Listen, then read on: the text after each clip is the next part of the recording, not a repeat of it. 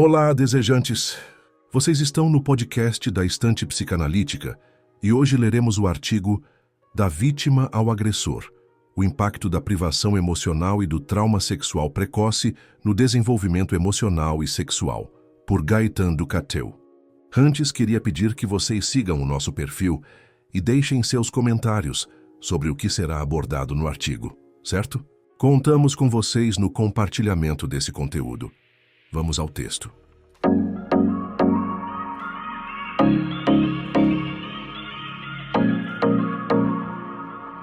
No contexto das intervenções de uma equipe SOS Criança, é comum encontrar situações de abuso sexual, com alta frequência de abuso intrafamiliar. Durante o atendimento terapêutico, o trabalho é aberto, dependendo de cada situação, à criança vítima, à sua família, mas também ao agressor, seja este menor ou adulto. Além disso, quando a equipe considera isso positivo e construtivo no trabalho terapêutico com a vítima e sujeito a certas garantias, um encontro entre este e o agressor pode ser organizado. Da nossa prática clínica, destacamos um fio condutor que tentamos resumir no título deste artigo: De vítima a agressor. Impacto da privação emocional e do trauma sexual precoce no desenvolvimento emocional e sexual. De fato, quando nos deparamos com situações de adolescentes ou adultos, agressores de toque ou abuso sexual de menores, nos esforçamos para manter uma visão global da pessoa que encontramos.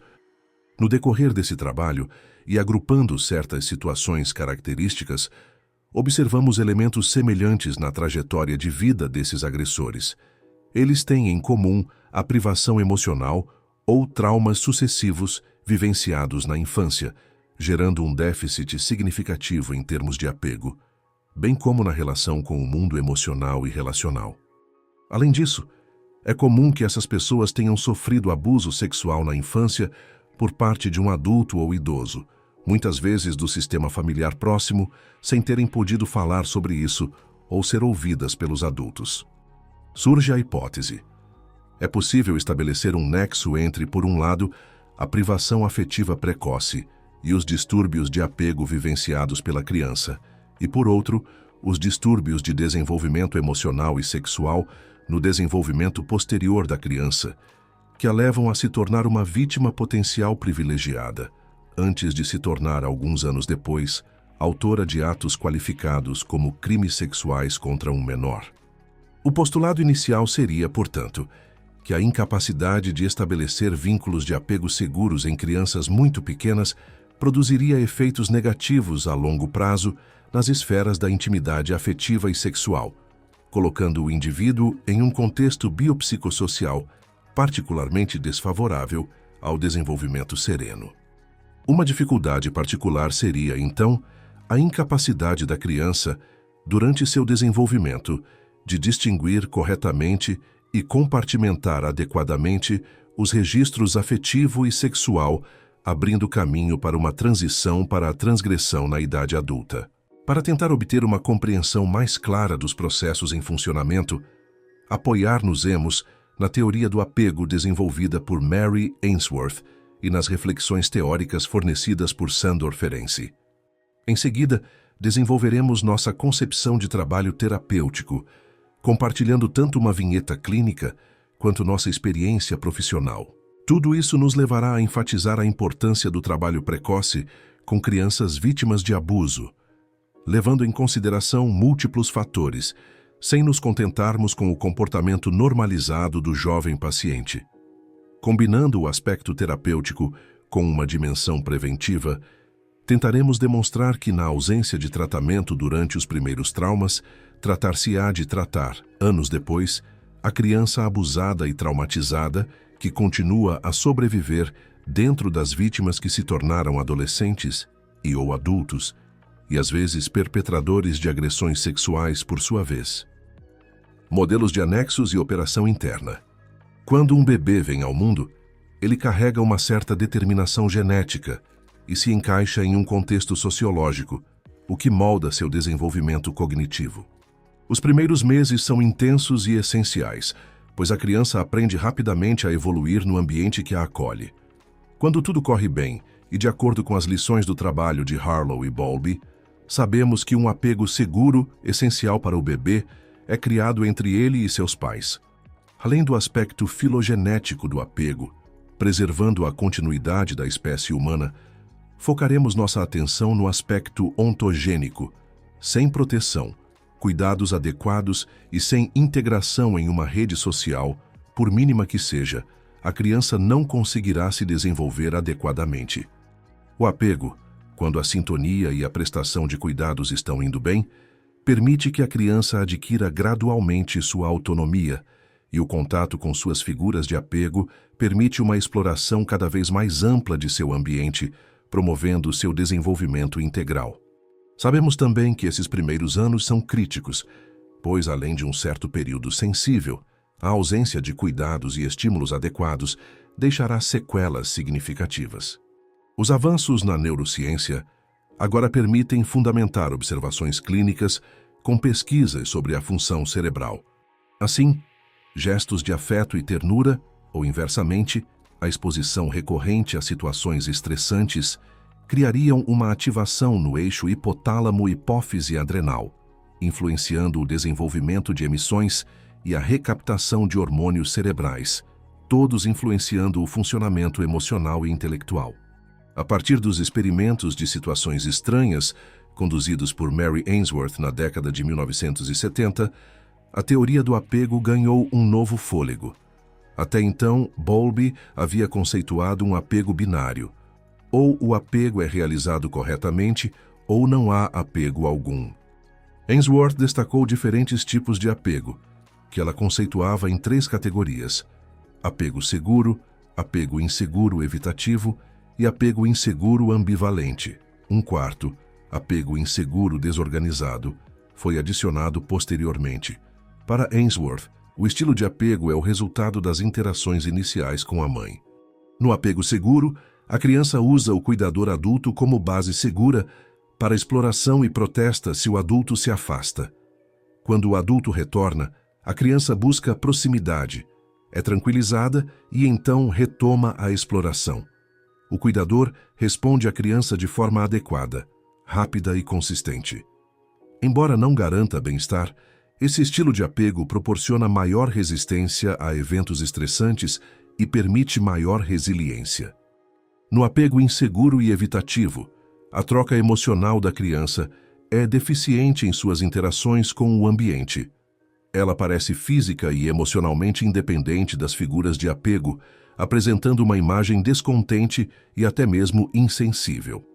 A saída do cuidador não cria sinais de sofrimento, nem qualquer reação visível após o retorno deste. O adulto, nesse caso, oferece poucas respostas adequadas ao estresse da criança, empurrando-a para a independência ou rejeitando-a, e frequentemente se ausentando durante o sofrimento emocional. No apego inseguro ambivalente e resistente, a criança é incapaz de usar o cuidador como uma base de segurança adequada. O comportamento oscila entre o apego e a rejeição à figura de apego, entre a busca por contato e momentos de raiva do adulto.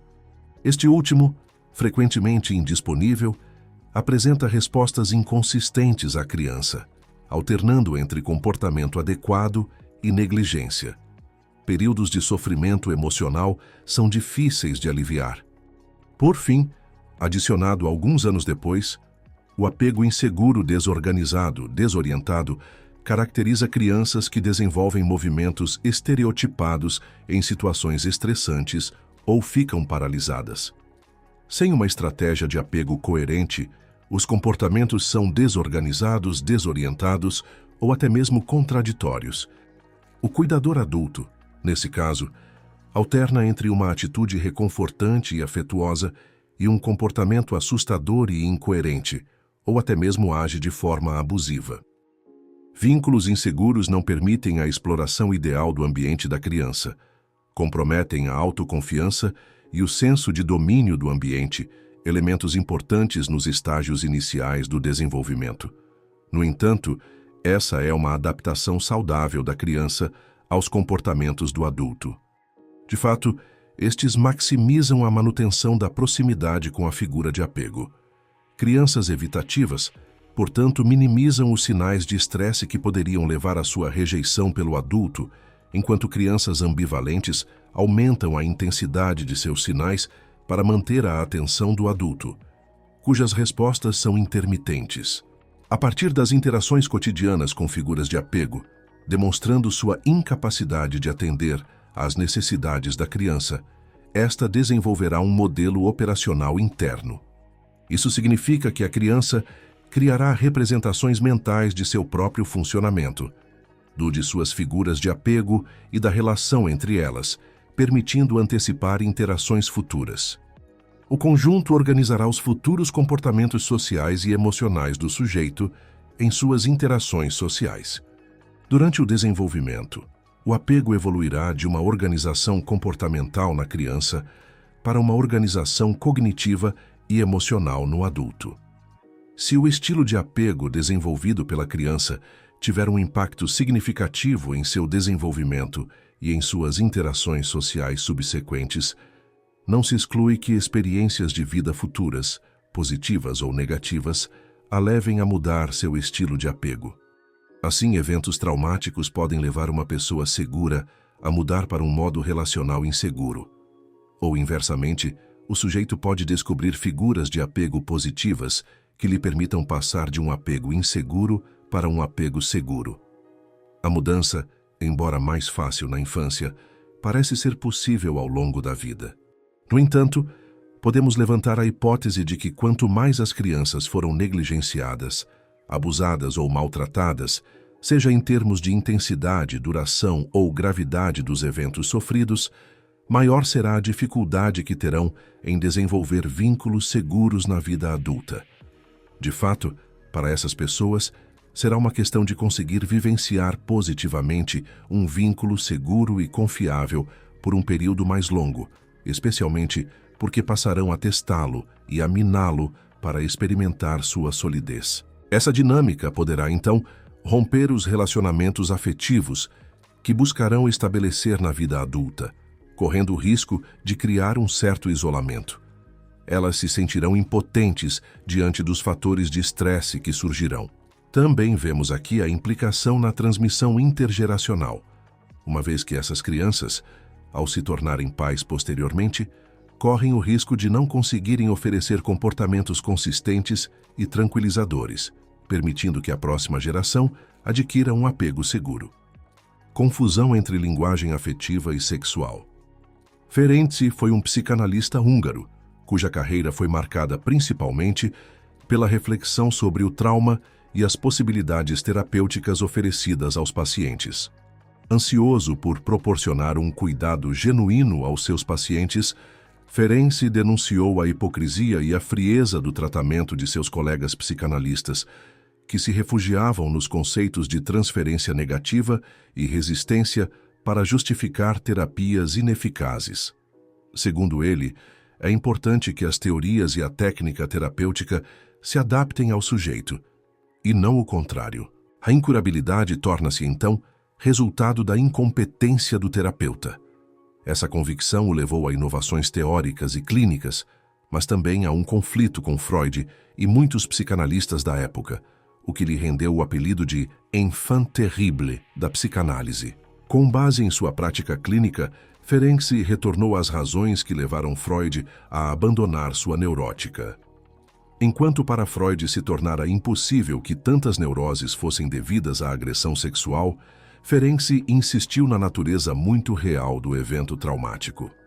A partir de então, Ferenczi buscou desenvolver um modo de tratamento na cura analítica que pudesse levar os pacientes a uma melhora, ou mesmo à libertação do trauma original. Em 1932, Ferenczi apresentou seu artigo Confusão de Linguagem entre Adultos e Crianças, a linguagem da ternura e da paixão, no 12º Congresso Internacional de Psicanálise em Wiesbaden. Em primeiro lugar, Ferenczi observa comportamentos de regressão na sessão. Os adultos começam a falar como crianças, e Ferenczi então enfatiza a importância da adaptação a isso. Trata-se de falar com eles em linguagem infantil e compreensível, de adotar gestos de gentileza e gentileza para com eles, Evocando tais momentos, Ferenczi também traça um paralelo com a clínica analítica infantil, que estava começando na época e exigia uma presença ativa do terapeuta. Ele então procede um pouco como uma mãe carinhosa, que não vai para a cama à noite sem ter discutido exaustivamente com seu filho e resolvido num sentimento de apaziguamento todas as preocupações, que permanecem sem solução. O comportamento benevolente do terapeuta, portanto, contrasta com os comportamentos inadequados exibidos pelos adultos que cercavam a criança no momento das cenas traumáticas. Além disso, Ferenczi especifica: o pior é realmente a negação, a afirmação de que nada aconteceu, de que não se foi ferido, ou mesmo ser espancado e repreendido quando a paralisia traumática do pensamento ou do movimento se manifesta. É isso, acima de tudo, que torna o trauma patogênico. Temos até a impressão de que esses choques graves são superados, sem amnésia ou consequências neuróticas, se a mãe estiver realmente presente, com toda a sua compreensão, sua ternura e, o que é mais raro, total sinceridade. Ferenczi então levanta a hipótese de que as expressões emocionais dos pacientes nas sessões remontam à relação afetuosa entre mãe e filho, e que os elementos apaixonados e perversos são consequências de um tratamento indelicado por parte daqueles ao seu redor. Avançando nessa direção, ele se dedica inteiramente a criar um clima seguro que permita ao paciente enfrentar antigos traumas. É uma vantagem para a análise quando o analista consegue, graças à sua paciência, compreensão, gentileza e simpatia quase ilimitadas, ir o mais longe possível ao encontro do paciente. O paciente sentirá nosso comportamento e, então, em contraste com os eventos vivenciados em sua família real, e como agora sabe que está protegido da repetição, ousará mergulhar na repetição do passado desagradável. Assim, para conectar com nossa primeira parte sobre apego, vemos aqui toda a preocupação de Ferenczi com o comportamento inadequado dos adultos em relação aos seus filhos, causando traumas nestes últimos em momentos de sofrimento. Além disso, ele denuncia o funcionamento semelhante de seus colegas durante o tratamento analítico e afirma a real natureza do trauma, opondo-se assim à teoria freudiana. Em 1932, ainda em confusão de linguagens entre adultos e crianças, Ferenczi expõe suas hipóteses teóricas sobre o que cria o trauma. Adultos e crianças não falam a mesma língua, enquanto as crianças, em suas interações, adotam uma linguagem de ternura e não de paixão. Os adultos respondem com linguagem e comportamento apaixonados, imbuídos de uma sexualidade que o psiquismo imaturo da criança não consegue elaborar. Enquanto Freud abandona a teoria da sedução em favor das fantasias, Ferenczi ancora o evento traumático, físico, sexual, libidinal e psíquico na realidade da interação de adultos com crianças e o torna um fator essencial na etiologia da psicopatologia. O trauma resulta do choque, na criança inocente e carente de ternura, da imposição pelo adulto de demandas libidinais e sexuais, seguida da recusa e da ausência de uma resposta sustentadora do ambiente diante da angústia que surge. É, portanto, porque a criança se constitui como parceira de um adulto para relações sexuais realizadas em atos, que ela se vê destruída pela incapacidade psíquica de elaborar a situação, de ocupar o lugar, física e psiquicamente, que essa situação exige. De fato, segundo J. Royston, o ato sexual requer a existência, no nível do psiquismo dos parceiros, de uma série de pontos de referência: o posicionamento no corpo como unificado, a capacidade de enfrentar os enigmas da diferença dos sexos, da origem da vida, da parentalidade, a capacidade de sobreviver à sensação de aniquilação do orgasmo. Dessa forma, Ferenczi confirma que havia muito abuso sexual infantil na sociedade do início do século XX, e já afirma que, ao contrário do que se possa pensar, os sedutores eram as pessoas mais íntimas da criança, principalmente os pais e substitutos parentais. Nessa confusão de linguagens, a criança que se encontra isolada deve então desenvolver mecanismos de defesa específicos para resistir ao choque e tentar sair ilesa. O trauma advém da percepção de autoaniquilação. da incapacidade de resistir, de agir e de pensar para se defender. Se tal percepção for muito forte ou muito longa, haverá uma ruptura do sistema psíquico e, para sobreviver, este não terá outra escolha senão fragmentar-se. O traço de memória do trauma assim fragmentado é então encapsulado, isolado do resto da psique, inconsciente, mas ainda assim muito vivo. A repetição do trauma, em sonhos ou na existência, é percebida como uma tentativa desesperada do aparelho psíquico de acessar uma memória consciente que permita a elaboração e a integração do evento que causou a ruptura. Esse compromisso entre o desejo de escapar da aniquilação e sua repetição é definido por J. Roisin como sobrevivência. Ferenczi também desenvolve o conceito de introjeção.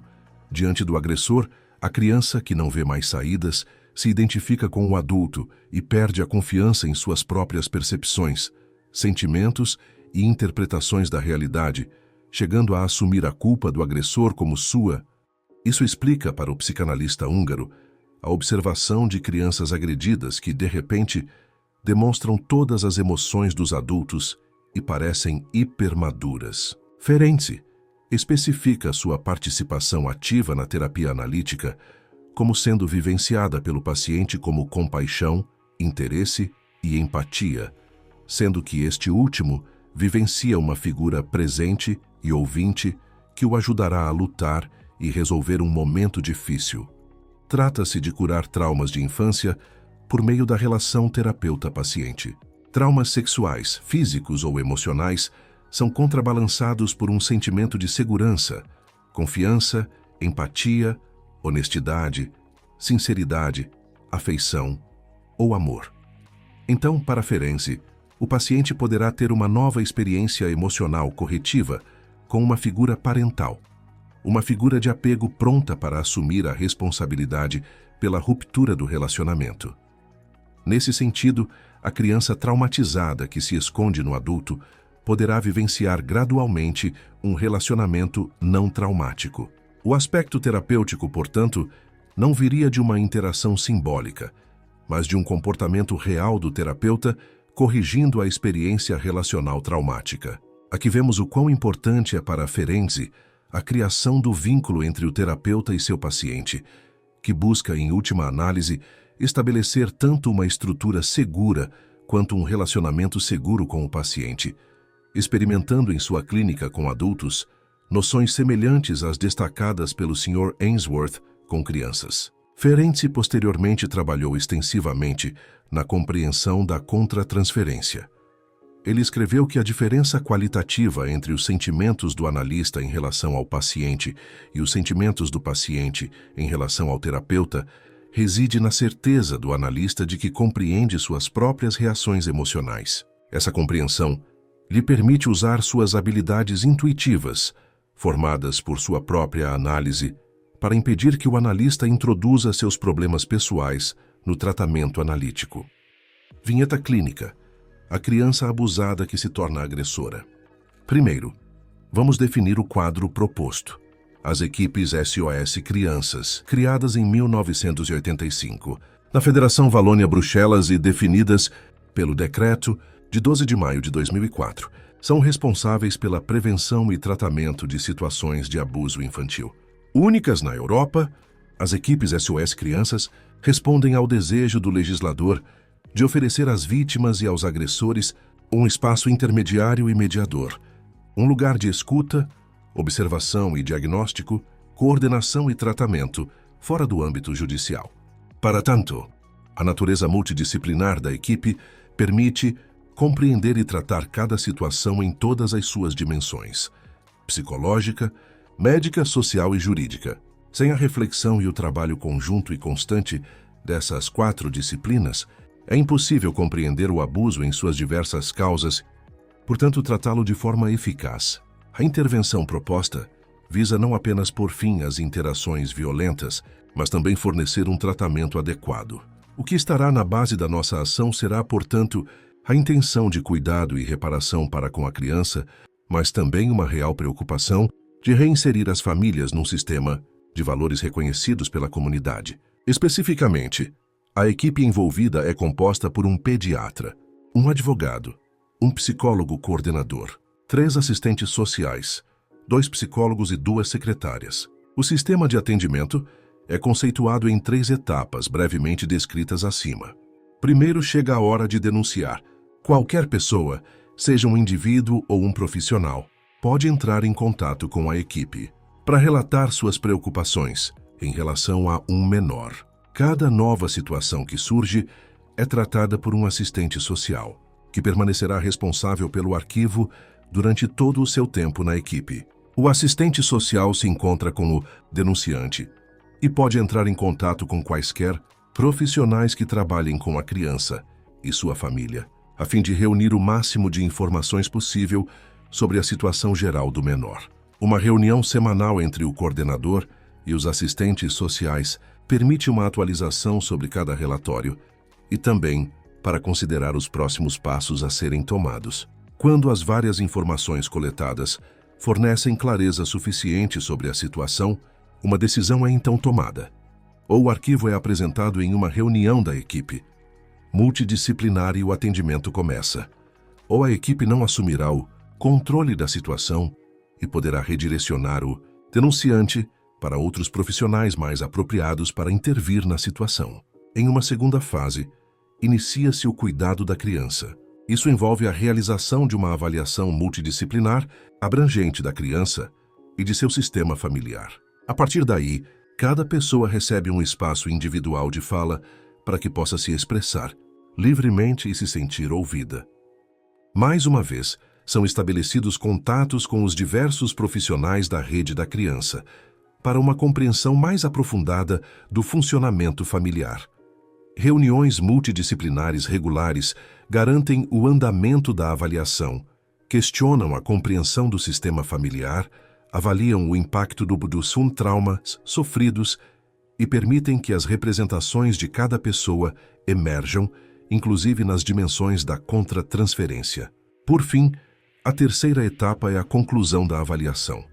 Esta é devolvida ao sistema familiar, por meio de entrevistas familiares, adaptadas de acordo com as situações, a fim de poder colher as reações e emoções de cada pessoa diante da apresentação do funcionamento de sua família, conforme percebido pela equipe. Ao final dessa troca, uma proposta de cuidado pode ser feita se a equipe julgar necessário, ou inicia-se um acompanhamento terapêutico dentro da equipe para um ou mais membros do sistema familiar, ou é feita uma reorientação para outro serviço de apoio profissional, onde a equipe, às vezes, se oferece para acompanhar durante o primeiro encontro, a fim de transmitir o vínculo criado. Aqui está uma vinheta clínica, que ilustrará os conceitos teóricos mencionados acima, e desenvolverá uma visão de adolescentes, às vezes adultos, que se veem rotulados na categoria de abusadores sexuais, fazendo com que as pessoas se esqueçam de seu status anterior como vítimas. G é um adolescente de 16 anos. O caçula de 5 irmãos nasceu em um ambiente familiar completamente desorganizado e negligente. Após consumo excessivo de álcool, violência doméstica e outras dificuldades parentais, G foi rapidamente acolhido por uma creche e, apesar de várias tentativas de restabelecer laços com os pais, cresceu em um ambiente institucional.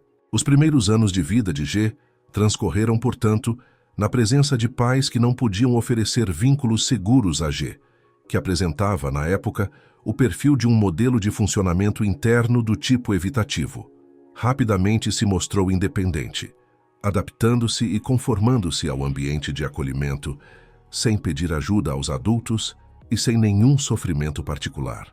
Por volta dos 7 anos de idade, estabeleceu-se contato com um adulto responsável, a fim de oferecer uma estrutura diferente da instituição e, assim, criar uma relação emocional e educacional individualizada. No entanto, verifica-se que o adulto, ele próprio preso aos seus próprios problemas, se masturba usando o corpo de G durante as visitas. Um relatório chega à nossa equipe, após preocupações da instituição, que observa que G está se envolvendo em jogos sexuais na escola. Preocupações surgem rapidamente sobre estadias de fim de semana com o patrocinador. O atendimento de G em nossa equipe permite a divulgação do toque e a denúncia do abuso sexual aos tribunais. Monitoramento terapêutico é estabelecido para G, e a equipe começa a trabalhar com o agressor para considerar um possível encontro restaurativo entre o agressor e a vítima. Esse encontro, em última análise, nunca acontece devido à falta de progresso real no trabalho com o agressor.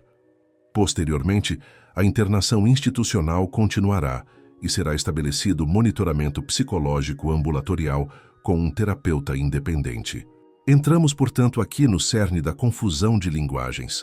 Onde um pedido emocional emerge do jovem, o adulto responde com comportamentos sexualizados.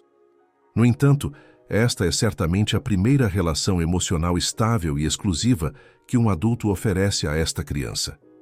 Quando os fatos são revelados, os gestos descritos por G não têm, a seus olhos, caráter sexualizado e não se enquadram na categoria de proibições fundamentais.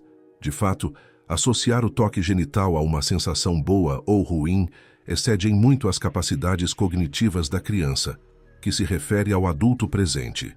Van Gisegem en Forozan, 1999. O que se torna traumático é a consciência do abuso cometido pelo adulto de confiança, associada ao fim brutal de seu relacionamento. Nesse momento, podemos hipotetizar que uma parte do psiquismo de G se encontra dividida. Como ainda se pode confiar nos adultos e nos próprios sentidos? Como seu funcionamento psíquico, ainda imaturo, poderia dar sentido e integrar tais eventos?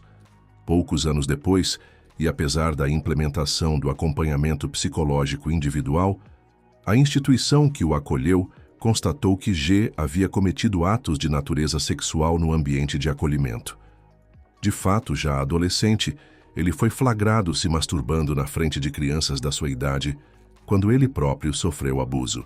Ao reconstruir a imagem que G oferecia dentro da instituição antes de seu comportamento sexualizado, oferece a descrição de um menino muito bem adaptado à vida institucional, relativamente independente e, sobretudo, muito presente e disponível para as crianças menores, com quem brinca, para quem lê histórias, etc. Menciona-se, inclusive, que G mantinha uma relação afetuosa e próxima com os meninos afetados por seus gestos sexuais. Surge então a questão da linguagem do afetivo e do sexual. Agora adolescente e, portanto, ativo no plano sexual, G entrou, por sua vez, numa confusão entre afetivo e sexual. Neste caso, é possível levar G a um desenlace entre a linguagem sexual adulta e a linguagem afetiva infantil? Oferecemos então a G um novo acompanhamento terapêutico dentro da nossa equipe, em colaboração com a instituição. No entanto, isso sinalizará o fim das consultas psicológicas com o terapeuta independente, que faz um diagnóstico irrestrito de abusador para G, e, portanto, se recusa a continuar seu acompanhamento. Nosso trabalho com G durará mais de 2 anos e terminará quando ele optar por deixar o ambiente institucional para retornar à sua família, deixando-nos sem informações para contatá-lo e continuar o acompanhamento terapêutico. Reflexões sobre aberturas terapêuticas. Aqui abordaremos, primeiramente, as reflexões relativas ao trabalho com a vítima, depois aquelas relativas ao agressor, antes de concluir com algumas considerações gerais sobre o cuidado terapêutico. Em primeiro lugar, e tanto de uma perspectiva terapêutica quanto preventiva, gostaríamos de destacar a importância que deve ser dada às vítimas jovens, dando-lhes atenção genuína quando os fatos são revelados. O apoio fornecido por aqueles ao seu redor, que inclui o reconhecimento da agressão sofrida, é um primeiro fator terapêutico essencial. Além disso, a ajuda terapêutica fornecida, se possível o mais próximo possível do evento traumático, pode ajudar a evitar a identificação com o agressor descrita acima e, portanto, reduzir a possibilidade de repetição na adolescência do comportamento abusivo sofrido. Parece-nos, então, que um apoio terapêutico específico, que permita, em particular, um trabalho de desconfusão, de desenredamento entre os planos afetivo e sexual, bem como um trabalho sobre as potencialidades do apego, visando modificar os modelos internos operantes, são aspectos terapêuticos essenciais para evitar que a vítima abusada se torne um dia abusadora através do fenômeno de identificação com o agressor descrito por Ferenczi. Deve, portanto, ser dada especial atenção à capacidade de verbalizar o trauma sexual sofrido, a fim de ajudar a vítima a libertar-se da culpa que possa sentir e de qualquer outra possível introjeção de características do abusador. Além disso, nossa equipe enfatiza regularmente a importância de oferecer esse trabalho terapêutico o mais próximo possível da agressão da criança, ou, na falta dela, o mais rápido possível após a revelação dos fatos, por terapeutas treinados nessas questões e nas modalidades específicas de atendimento a essas crianças. Ferenczi, já na época, tinha esse sentimento, propondo também que esse poder que os adultos têm sobre as crianças, em vez de sempre usá-lo, como geralmente se faz, para imprimir nossas próprias regras rígidas na psique maleável da criança, como algo concedido de fora, poderia ser adaptado como um meio de educá-las para maior independência e coragem. Trata-se, acima de tudo, de levar as vítimas a uma integração do episódio sombrio de seu passado, permitindo-lhes continuar a viver, e não sobreviver, com o peso do evento traumático. O objetivo será recuperar a confiança na benevolência do mundo, redescobrir o que constitui a franqueza e a criatividade específicas da criança. Sem cuidados adequados, a criança corre o risco de reter as sequelas do trauma, às vezes mascaradas por um funcionamento aparentemente normal e adequado na vida cotidiana. No entanto, ao se tornar adolescente, passará por um período rico em alterações hormonais e cerebrais. Esse momento crítico na construção da personalidade pode trazer de volta eventos traumáticos do passado, com o risco de levar o adolescente a revivê-los por meio de comportamentos de risco ou até mesmo delinquentes. Da perspectiva do agressor, o benefício do atendimento individual, livre e consentido ao agressor é permitir um encontro genuíno com ele, levando a um processo abrangente de compreensão de sua história pessoal, incluindo a dimensão de seu desenvolvimento psicológico e emocional. Podemos então observar na singularidade e especificidade do encontro terapêutico o funcionamento psicopatológico do agressor sexual. Ressaltamos, é claro, a importância de não vitimizar excessivamente o agressor sexual, sob o risco de torná-lo um bode expiatório e, assim, reforçar a negação da transgressão. Nesse sentido, quando necessário, apoiar o reconhecimento judicial da agressão cometida ajuda a estruturar a relação do agressor com a sociedade, tendo a lei como autoridade. Esse processo judicial pode levar à conscientização do agressor sobre a ofensa, permitindo, assim, o surgimento de um pedido de ajuda. No entanto, neste caso, trata-se mais de adolescentes ou jovens adultos presos em sua própria jornada, navegando entre a insegurança e a confusão emocional, entre relacionamentos afetivos e sexuais.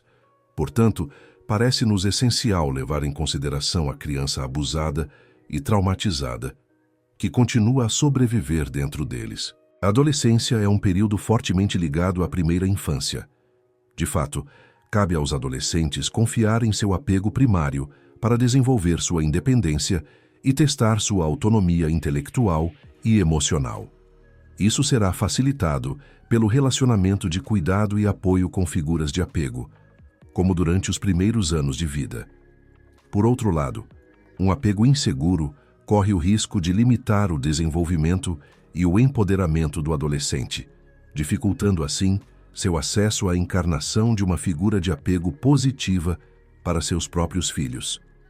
Desenvolvendo novas habilidades cognitivas, o adolescente aumenta sua capacidade de se diferenciar dos outros, adquirindo uma visão crítica das qualidades de seus próprios pais e das relações de apego que deles resultam, o que então lhe oferecerá a oportunidade de buscar novas figuras de apego que atendam às suas necessidades. No entanto, os modelos operacionais internos construídos a partir das relações parentais continuarão a influenciar o indivíduo ao longo de sua vida. Partindo dessa hipótese, tratar-se-á de conseguir adaptar o cuidado terapêutico à especificidade psicopatológica dos adolescentes que cometeram atos classificados como delitos sexuais e de demonstrar, como terapeuta, a capacidade de oferecer, em um ambiente seguro, novas e estáveis modalidades de interação. Como Ferenczi apresentou, por meio de sua tentativa e erro no método ativo, o terapeuta é um ser em interação com seu paciente, em uma troca contínua por meio da linguagem verbal, mas também da linguagem analógica e de todas as possíveis variações de emoções que possam surgir. Trata-se de estar ciente disso para poder utilizar esse material básico na resolução do trauma e levar o indivíduo a integrar os diferentes eventos anteriores e adquirir novas modalidades de ser em relação. Os conceitos teóricos desenvolvidos até aqui devem então ajudar a orientar o potencial criativo dos profissionais em seu trabalho com a vítima ou o agressor, semelhante ao que Ferenczi defendia. Além de estabelecer um arcabouço terapêutico seguro, tanto material quanto relacionalmente, trata-se de encontrar o outro, observando o funcionamento das diferentes dimensões que o constituem em uma domesticação benevolente. Dependendo do desenvolvimento e das habilidades da pessoa, o uso da linguagem nem sempre é possível dentro do encontro terapêutico. O terapeuta pode então disponibilizar seu aparato psíquico ao paciente, oferecendo suas habilidades para integrar feridas passadas, estando atento à contratransferência. Isso pode ser feito por meio do uso de mídias criativas, desenhos, argila, fantoches, colagem, etc., que variam de acordo com a sensibilidade dos indivíduos e oferecem a possibilidade de reapropriação de cenas traumáticas, permitindo que sejam manipuladas, moduladas, etc., a fim de facilitar a integração psíquica de eventos passados. O jogo livre, na sua dimensão lúdica e inofensiva, e através da abertura de um terceiro espaço, permite à criança, ao adolescente ou ao adulto vir projetar e confrontar as suas representações internas e modalidades relacionais. O espaço assim aberto permite ao terapeuta trabalhar conceitos essenciais como a integração de normas, o desenvolvimento do registro afetivo, o domínio sexual, etc. Para além do trabalho terapêutico centrado na pessoa, trata-se também de estar vigilante e de ter em consideração o ambiente cotidiano em que a pessoa evolui. A importância da perspectiva multidisciplinar da equipa terapêutica e da tecelagem de uma rede em torno do sujeito parece-nos essencial. No entanto, a coordenação eficaz dos diferentes atores profissionais continua a ser necessária para dar coerência ao cuidado e evitar qualquer evento traumático adicional. Portanto, é aqui que entra em jogo o convite de Ferenczi à criatividade na adaptação do quadro e do método terapêutico, um convite que podemos encontrar em diferentes autores, como Winnicott. A psicoterapia ocorre onde dois campos de jogo se sobrepõem, o do paciente e o do terapeuta. É isso que J. Roisin designa como o poder terapêutico da atividade criativa, falando da transformação de experiências por meio da produção de representações imaginárias e significativas. A experiência criativa é definida como um movimento impulsivo da vida que traz a satisfação de ser, bloqueando a experiência de aniquilação traumática. A experiência criativa também desenvolve a possibilidade de se voltar para a abertura, onde as condições fundadoras de apego, o ambiente materno e a insegurança não permitiram que os jovens acessassem tais interações. Mas ainda mais importante, caberá ao sujeito, fora do contexto individual da entrevista, desenvolver e experimentar as aquisições feitas durante a terapia fora, em seu ambiente social. Portanto, parece-nos importante envolver a família próxima ou, na sua falta, a instituição de acolhimento, a fim de garantir o desenvolvimento positivo do jovem em seu contexto de vida. Podemos também perceber a importância da prevenção e da intervenção precoce com futuros pais que operam em um modelo de interações inseguras, a fim de poder conscientizá-los e desenvolver suas habilidades relacionais em relação ao filho. Essas famílias frequentemente se inserem em um ambiente socioeconômico que aumenta a probabilidade de a criança ser confrontada com interações imprevisíveis, inconsistentes, estressantes, conflituosas ou violentas com suas figuras de apego. O contexto de vida reforça, então, a incapacidade dos pais de serem sensíveis e atentos ao desenvolvimento saudável do filho, criando um ciclo difícil de escapar sem o apoio de um profissional. Conclusão.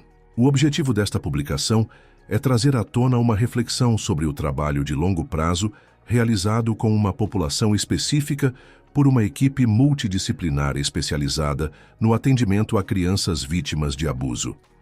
A ideia não é propor uma generalização, mas sim conscientizar os profissionais sobre a importância do trabalho precoce com crianças vítimas de abuso ou maus tratos.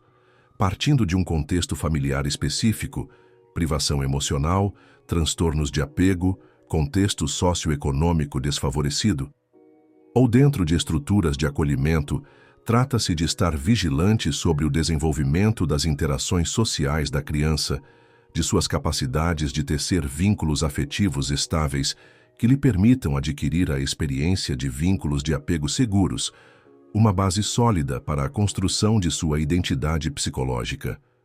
Trata-se de não se contentar com comportamentos padronizados da criança ou do adolescente, sem um verdadeiro investimento relacional, sob o risco de vê-lo reproduzir as falhas de suas primeiras figuras de apego ou desenvolver comportamentos delinquentes. Não abordamos aqui as questões e disfunções da equipe, certas consequências de um isomorfismo, nem as fantasias que tais situações geram.